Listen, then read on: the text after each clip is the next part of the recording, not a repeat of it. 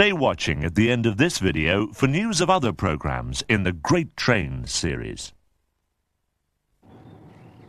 Despite all the extensions of motorways and the continuous development of the private car, Britain's railways survive to accept the challenge of a new age. The post-Beeching era has seen faster speeds, electrification on a vast scale, and streamlined intercity services, with trains that now race non-stop through abandoned stations. Once, Little Bytham in Lincolnshire had a station of its own. No trains have stopped here since 1959. Yet for just one day, this sleepy country village, where not much happens even today, suddenly leapt into the news headlines. And a fascinating sign on a local inn recalls the event. This is on the old Great Northern Railway, about 100 miles from London. Today's high-speed trains race down the bank from Little Bytham to Essendine at 125 miles an hour. And yet, amazingly, at this same spot, 50 years ago, a steam locomotive managed to chalk up the amazing speed of 126 miles an hour, and thus became, for all times, the world's fastest ever steam locomotive. It was named after a duck, Mallard.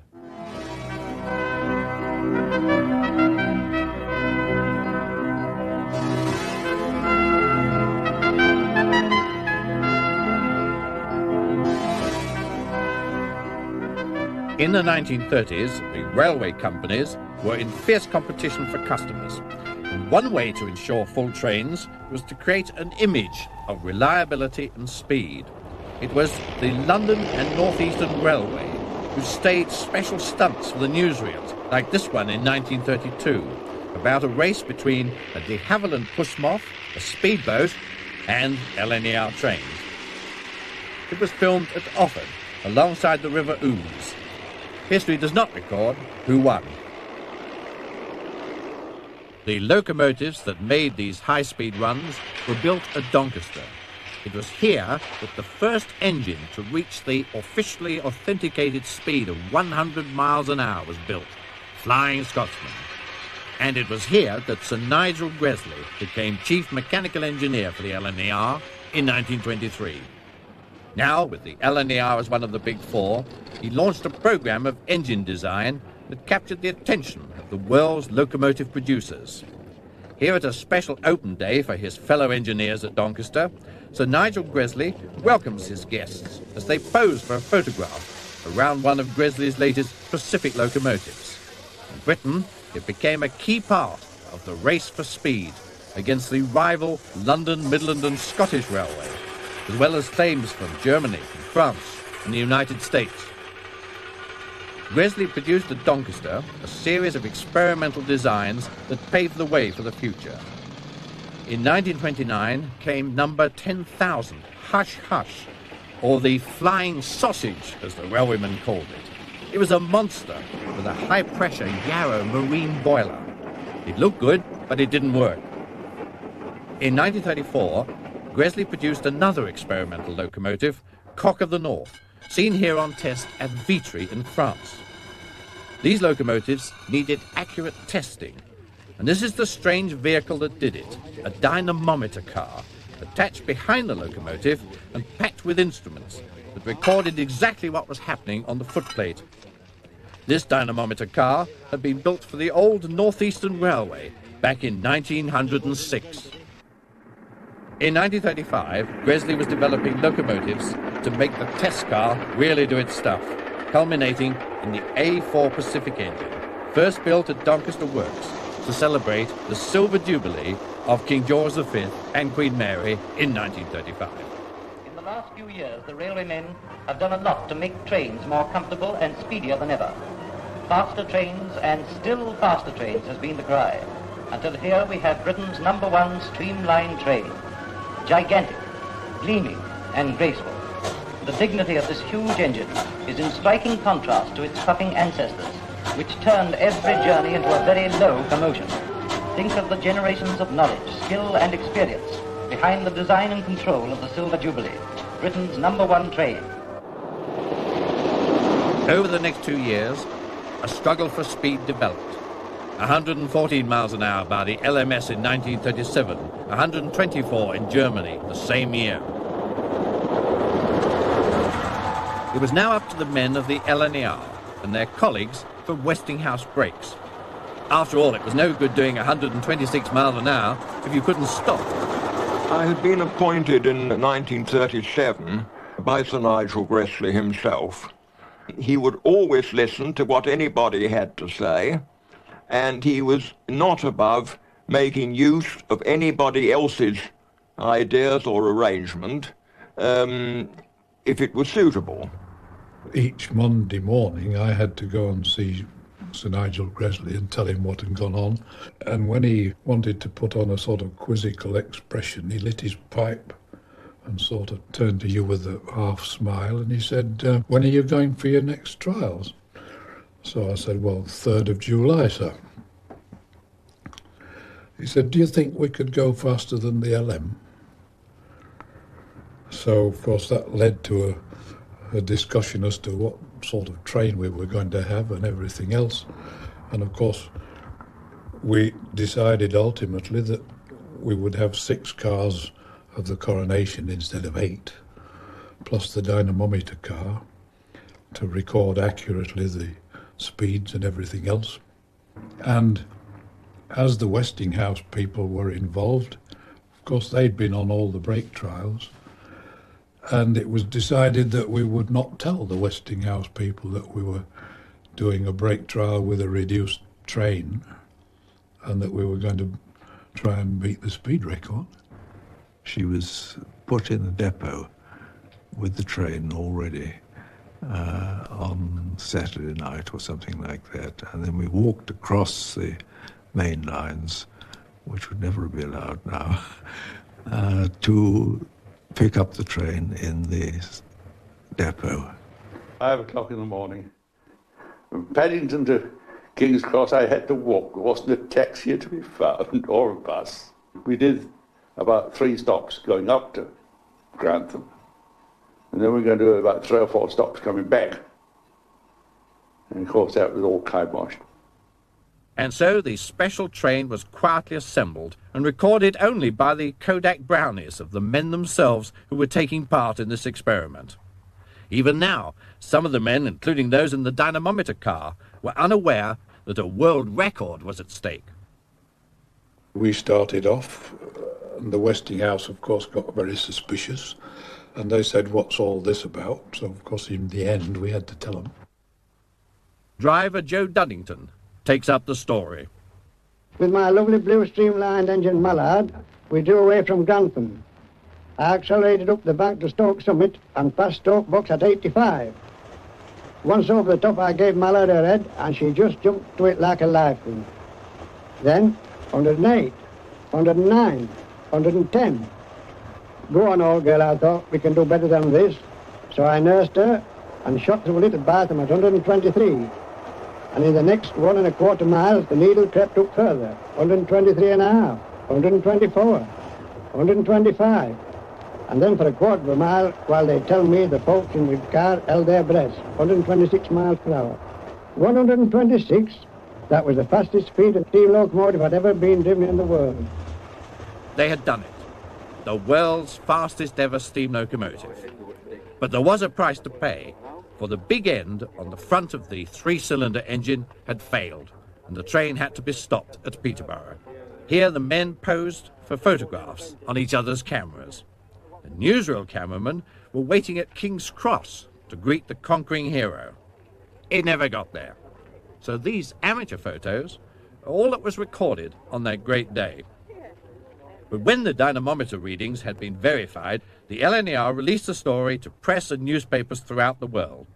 Originally, it was 125 miles an hour, but a detailed examination later on led to a correction. When all the fuss was over, Mallard went back to work as part of the LNER day-to-day operations. Built as one of a second batch of A4 Pacifics in 1938, she joined Golden Eagle, Bittern, Kestrel, Kingfisher, and all the other birds. But then came the Second World War, and all the days of glory faded away. Mallard was even reduced to hauling goods trains in wartime. The end of the Second World War found Mallard back as part of a team of steam engines pulling trains to Scotland on a daily basis, but now only for a short while. The LNER had gone, and it was British Railways, dedicated to a policy of diesel and electric trains. Mallard sported a weird new number, but was still around, often hauling special trains as post-war enthusiasts rediscovered their claim to fame.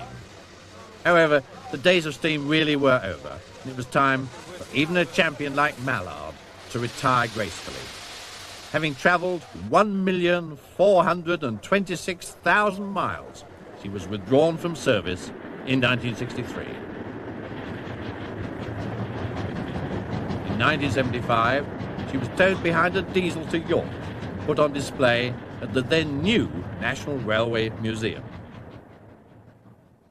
From the world's oldest engines like Rocket to the world's fastest, here's where the old engines of the past come to rest, in the vast shed that forms the central part of the National Railway Museum, with its unique collection of relics of the past. Some 2 million people a year come here to see this superb repository of our recent past. Even the all-important dynamometer car that recorded Mallard's triumph is preserved at York. Well, there was no good telling people that you've done 126 miles an hour. You had to be able to prove it. And this is how you did it. It's called a dynamometer car. And this particular one was built by the North Eastern Railway as far back as 1906. It was still in use right up to 1951. And this is where it happened. Now, in fact, normally in here, the actual speed of the locomotive isn't, strangely, very important at all. This is recording things like the steam pressure, the amount of coal that's been used, the amount of water that's been consumed on the trip, and what is to call the drawbar tension, which is actually the power of the locomotive to pull a train behind it. But on that magic day in July, this piece of paper was racing through this gadget. These little magic fountain pens were pounding away, and it was on this machine that finally up came a series of little dots and scratches, which meant that that speed had been achieved. And there it was on the record. And here it is, the actual roll that went through this machine on that July day and recorded the record. And this is the moment when the record was broken. Now, rather interestingly, it actually says on it 125 miles an hour. But these charts had to be specially technically interpreted to get it all right and balance out the various factors. And so it was finally worked out that, well, for 144 yards at any rate, the train went at 126 miles an hour.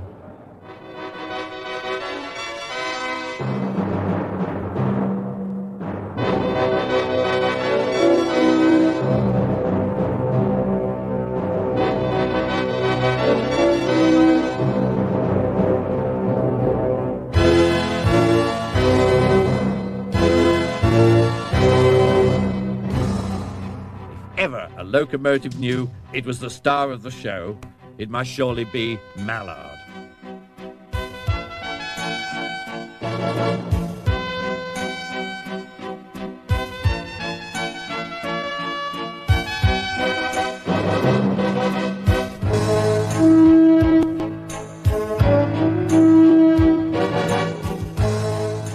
The story of its journey to York is told by Dr. John Coyley, keeper of the museum. Well, it came up by rail from London, where it had been on show since it retired in '63 at the British Transport Museum in Clapham. It was an obvious choice for them, the world's fastest steam locomotive. And when it was restored for them, after finished running on British Rail, they did it up splendidly, but they obviously didn't expect it to steam again, as we found. The workshops at York have restoration work for years ahead of them as they constantly update the collection and try to keep as much running as they can. For here there's a special policy. No good to see steam engines just static on a plinth. To understand them, you must see them live and breathe. And so every effort is made to put them into action wherever possible. The range of the collection is enormous.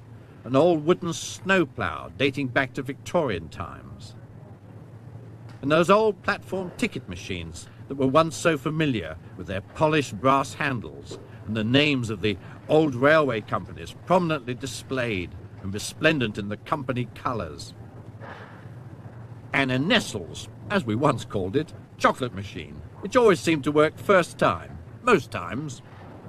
There are magnificent examples of royal carriages of the past, so that we can see how Queen Victoria travelled 100 years ago. The travelling post office dates back to 1838. This was another British first, and the one at York has all the familiar fixtures and fittings, just like today. Even the now abandoned advanced passenger train has a place amongst the relics of the past. But Mallard is one of the most precious relics, still steaming to this day round those parts of the British railway system which will allow the use of steam engines.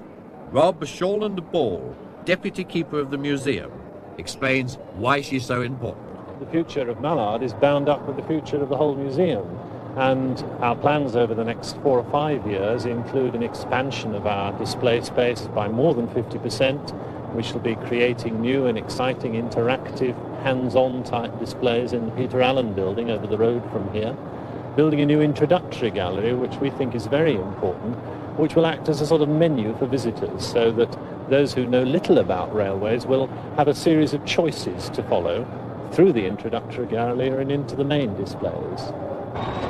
This sort of enthusiasm has had its own rewards at York.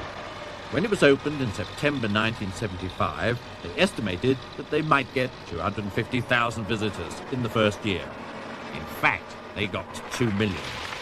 Since Mallard first got back into steam, the famous Flying Duck has made a series of outings, and each time the same ritual of starting up the engine must be gone through. It also provides a picture of the deputy keeper shoveling coal. On a modern diesel or electric train, you climb into the cab, push a button, and away you go. It takes a minimum of about 4 hours to get a steam engine ready from cold. If you extend the time to 12 hours, so much the better. If you heat it up too quickly, the various metal parts expand at different rates. And before long, you get leaks and distortions of the metal surfaces. So you must warm it up gently, letting the whole engine expand slowly as the heat spreads from the furnace through the tubes of the boiler and on into the cylinders and valves. Only when the boiler pressure is correct, the engine is nicely warm throughout, will it perform properly, with no chance of damage.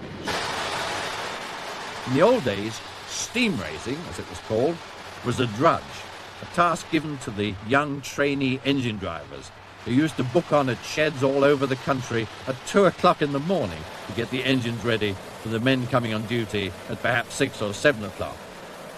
Sam Foster, British Rail's boiler inspector, makes a final check on Mallard's front end. Today, getting a steam engine ready is an honour which only a privileged few are allowed to qualify for. The lads 50 years ago would have thought you were mad if you suggested steam racing just for fun. But Mallard today is a star who draws the crowds wherever she goes. When the lighting up process has been completed, the proud locomotive leaves her shed on the way to pick up her train.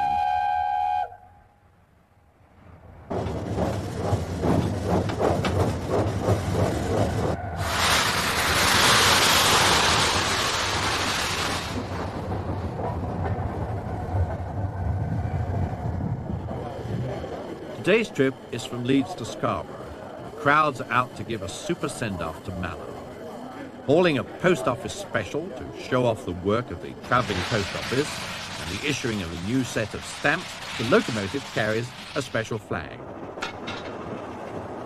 The men on the footplate are ready for a brisk run, though not, I'm afraid, at 126 miles an hour. Mallard today is officially restricted to 60 miles an hour, although the old loco men say she could still do that famous speed record figure if pushed, without the big end trouble that brought her to a sharp standstill at Peterborough after her great effort.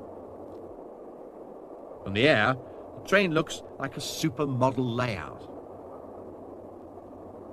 This is a living museum with a vengeance.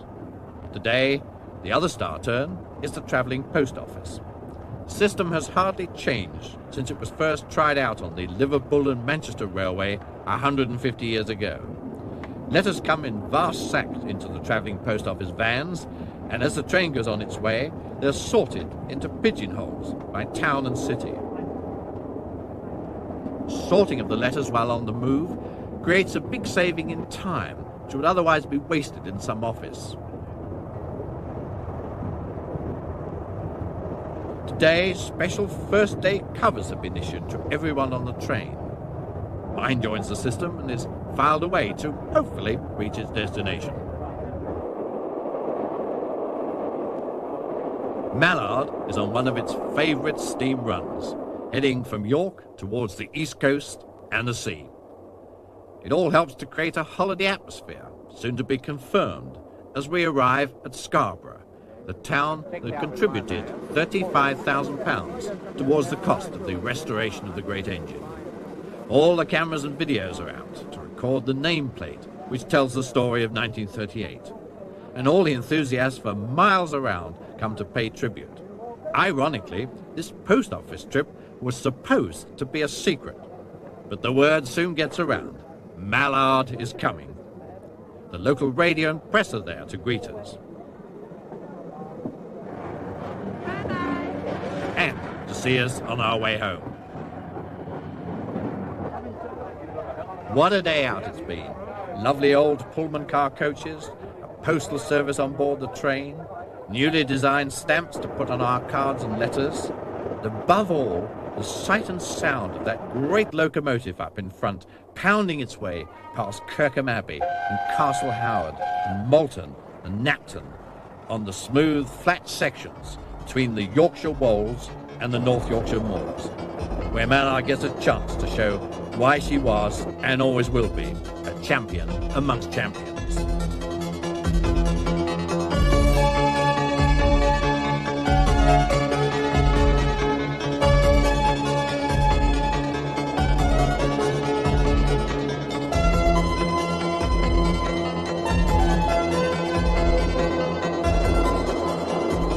Everyone seems to join in. The endless line of photographers at every vantage point.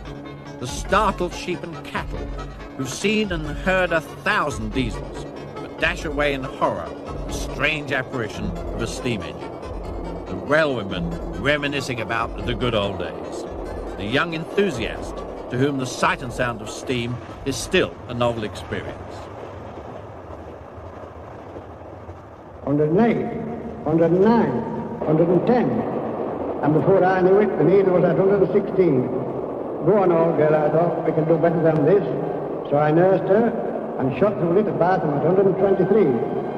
And in the next 1¼ miles, the needle crept up further, 123 and a half, 124, 125, and then for a quarter of a mile, 126 miles per hour. 126, that was the fastest speed of steam locomotive had ever been driven in the world.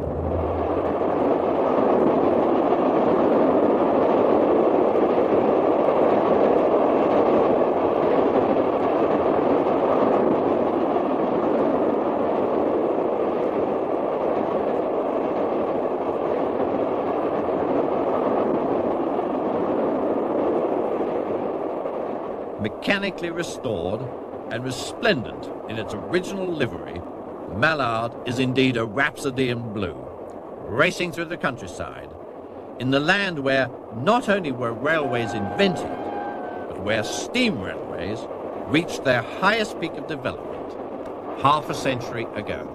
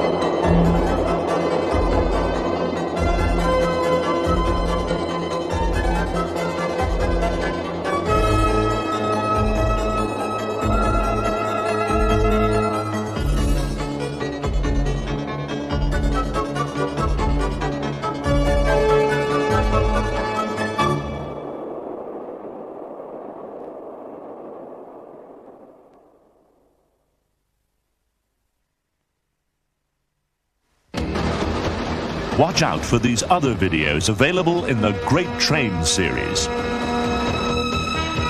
The Settle to Carlisle Railway, perhaps the most scenic and spectacular main line in Britain, is one of the wonders of Northern England.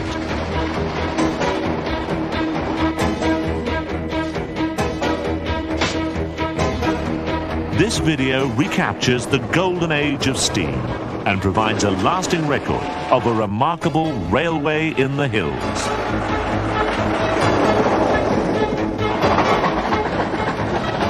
A Steam Train Passes is generally regarded as Australia's finest railway film and winner of many awards the world over. It's all about the journey of the 3801 and traces back to the year of its birth. With superb photography, this unique video is a true collector's piece of filmmaking. Both these fascinating videos in the Great Train series are available now from all good video stores.